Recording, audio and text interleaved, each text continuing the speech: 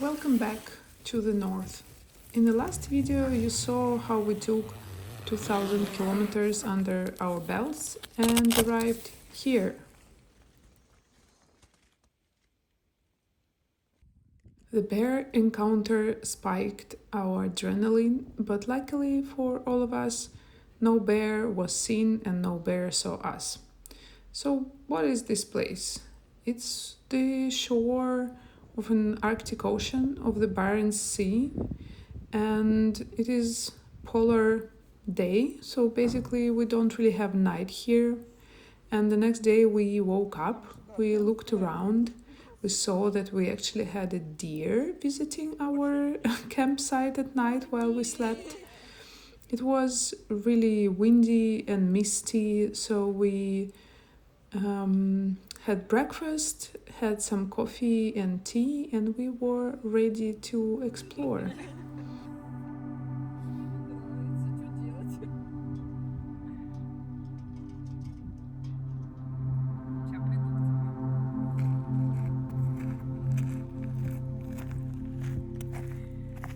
I guess it's kind of 10, plus 10 Celsius.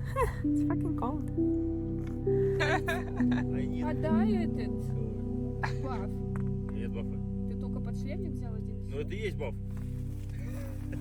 Все. Все. Отказ систем. Ты остаешься. Это вот я так буду делать.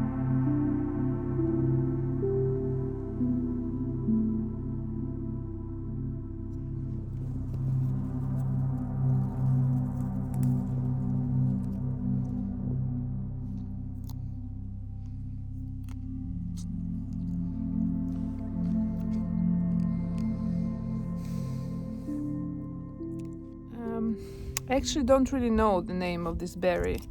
Mulberry, I think it is. It's very northern berry, and I really missed picking it up. It's really nice. It's a little bit not ready, not ripe enough, but I'm gonna eat it anyways. So it's our first full day here in the north, and we are fully packed with layers of clothes, and I still have a way to go warmer, but actually until it's windy it's pretty cool. I feel really nice, even that I'm wearing not something very fancy warmth wise. So I'm behind the cliff, the hugest thistle I ever saw. The guys are almost ready. We are almost ready to go to explore the abandoned village and probably the seashore. There's a mosquito who's biting the finger I'm holding my phone with. So the place is absolutely amazing. It's actually plus 10-ish, maybe a little bit warmer, like 12 or something. And until it's windy, it's really nice. I really love it. And I'm reading the news that Barcelona is hitting the heat wave and having plus 40. I kid you not, it was not fun yesterday when we were trying to find a way to situate our camp, which is here. And of all places, we chose a place around 1 a.m.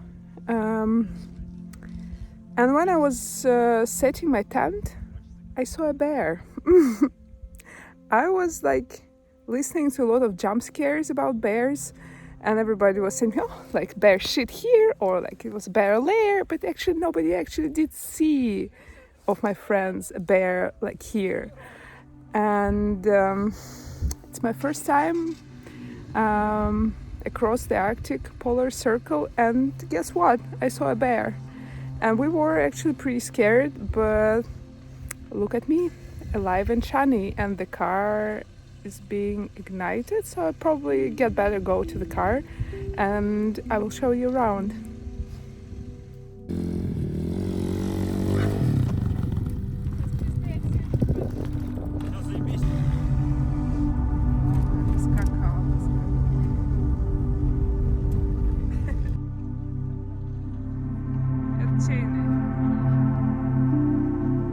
Погрызем.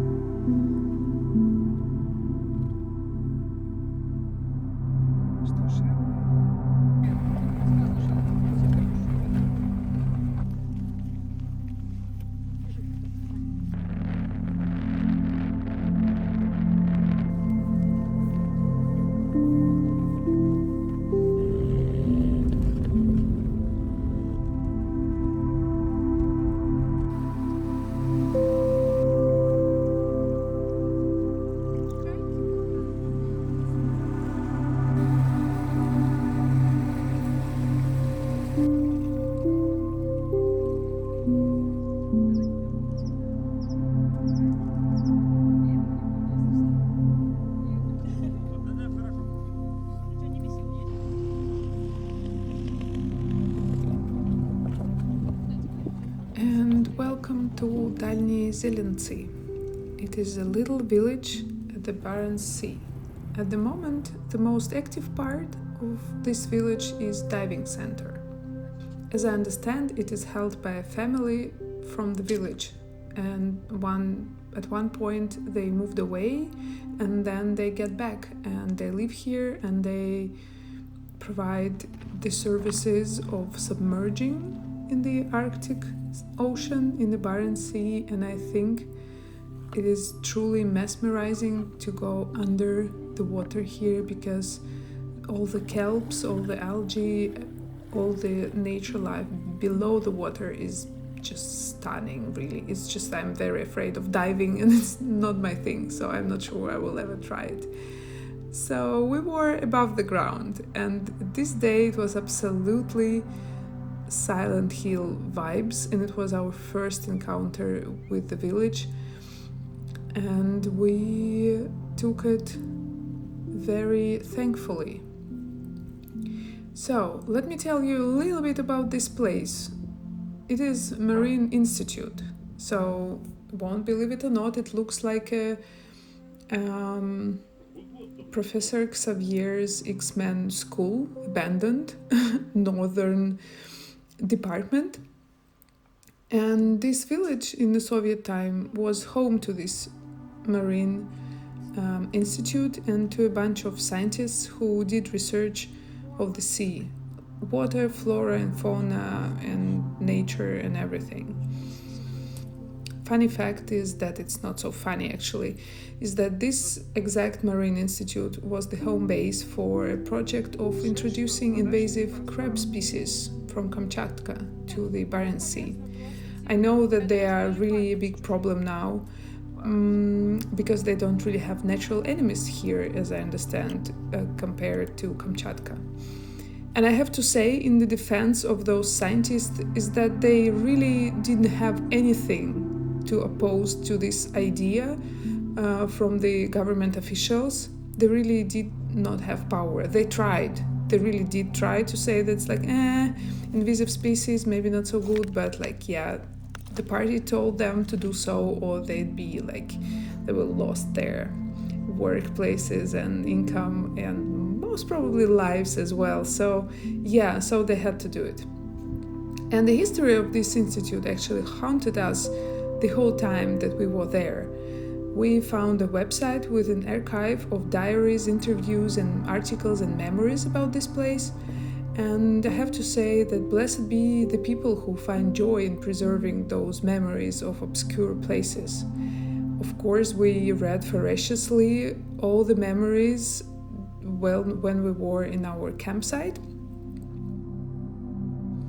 And we fell in love with diaries, not diaries, it's kind of like memory articles, like it's not even like autofiction, but it's like memories of a girl, of a woman who is like grown up, pretty old woman at the moment now, but she lived in Dalniye Zelentsy when she was a girl because she was a daughter of one of the scientists.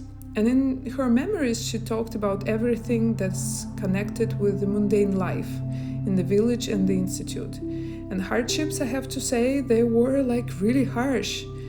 But it was a place to do science for many people who were not in favor of the party for some reasons.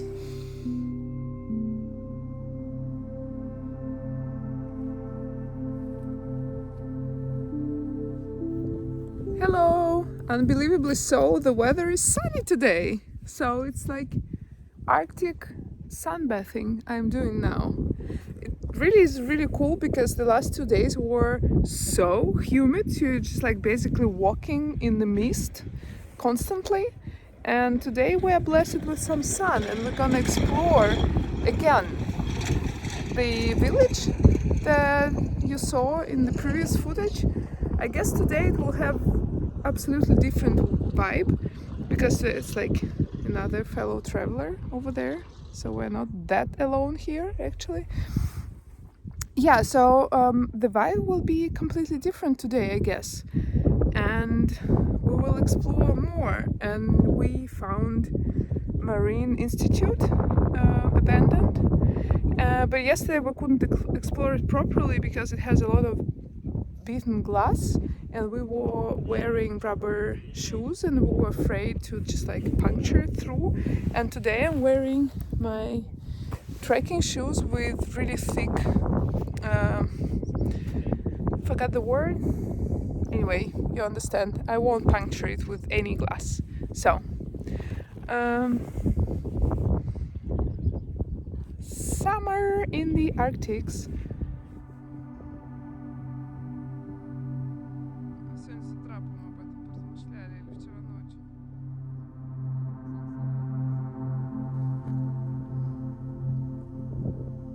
At one point, and the next day, it was far better weather, so we rented a boat and we went to a seaside trip for like walking trip or something. I don't know how to call it really, but we just basically went out into the Barents Sea and were introduced to the waves.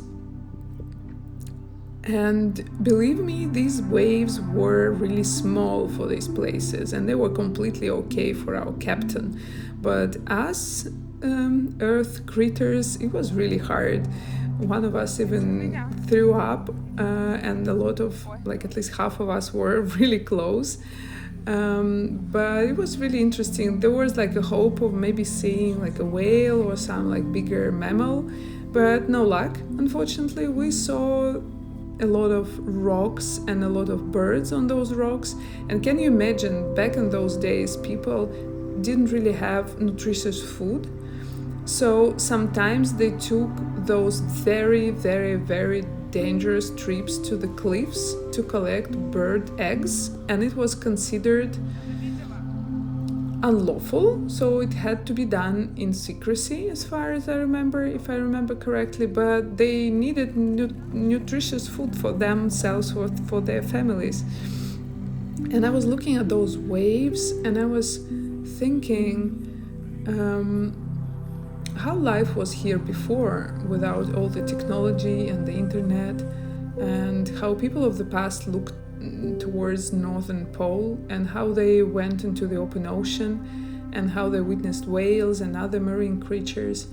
And I always wonder if I could live there today, not back in the day. Back in the day I wouldn't. I'm like weakling, so I won't even like try to imagine that I can live here.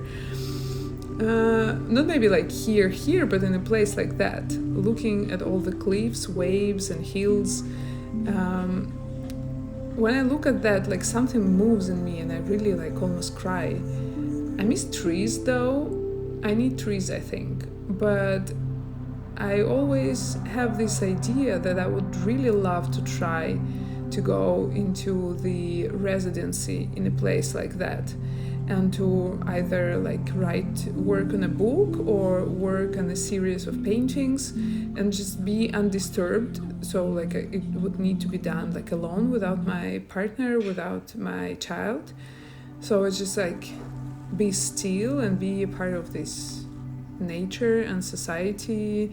And yeah, for example, in the divers base you can really just rent a cottage and just stay there without actual diving. So I was thinking maybe I could do it one day. I don't know, maybe not here, but maybe in Norway, maybe in Sweden, or maybe on the like Orkney Islands in the UK, or maybe in Ireland, or even like in the Atlantic shore of Spain. Why not? I really would love to go to some very desolate place and just stay there and listen to myself.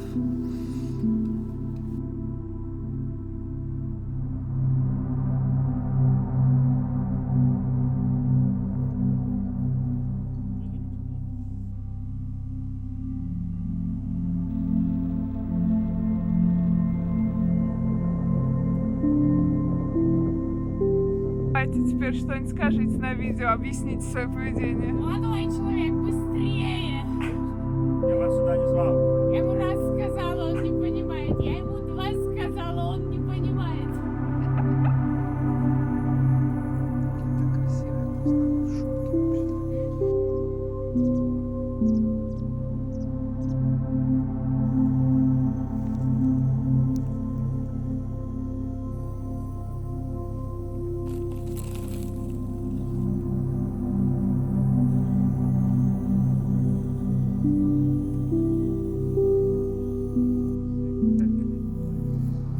went on with further explorations, and we did some mushroom hunting and berry picking and walking at the shore, on the tidal shore of the sea, which is called littoral. I didn't know that before, but now I do, and now this word held some special meaning for me, I would say.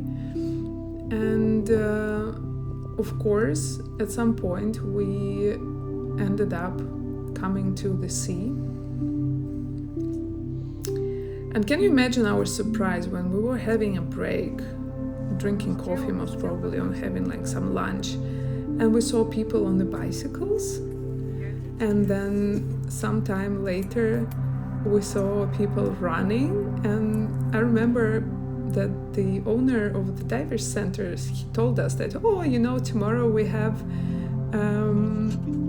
Ironman. And I was thinking he's joking, but he was not joking. So it was really like some small-ish Arctic Ironman. I don't know which organization does it, but they really did bicycling, swimming and running, everything, like marathon and all the stuff. And it was such a surrealistic view actually, because there's like no one around, and sometimes there are those people who are like running or going on the bicycles. We were not able to see them swimming though, and I had to take a swim of my own, and man, it was cold. The water in the Barents Sea is something like between 3 and 13 during the year, so I think back there it was like, I don't know, maybe 7, maybe 4, maybe 5, but like definitely not more than 8. I think we asked the divers guy and he told us something about 8. And it was really cold, but as you know me, I love swimming, and the most important swimming for me is actually cold swimming. And I love the techniques of like breathing and getting into slowly that I learned from my friend who is doing Wim Hof method. And since that lesson, I'm doing very fine with those cold water swimming. So I actually have some achievement unlocked. I swam in the Barents Sea, yes, for like 2 or 3 minutes maybe, not very long. But then again, I was without thermosuit. It was just me and my bikini, you know?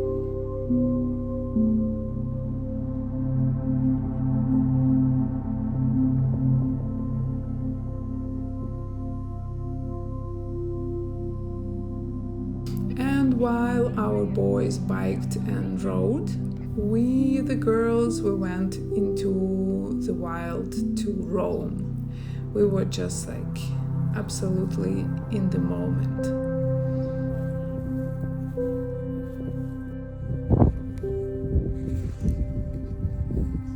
Озеро Маринкино.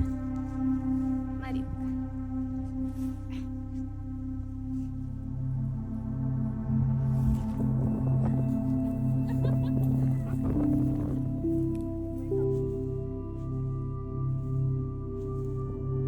And we saw some really cute birds. I really love this one. It's so cute. I think he was protecting his nest and trying to scare us off. And he had very cute song. And so it was close to the time for us to move on. We spent 5 days over there in the north, and then it was some time for us to go a little bit south. See you in the next one. It will be beautiful, I promise.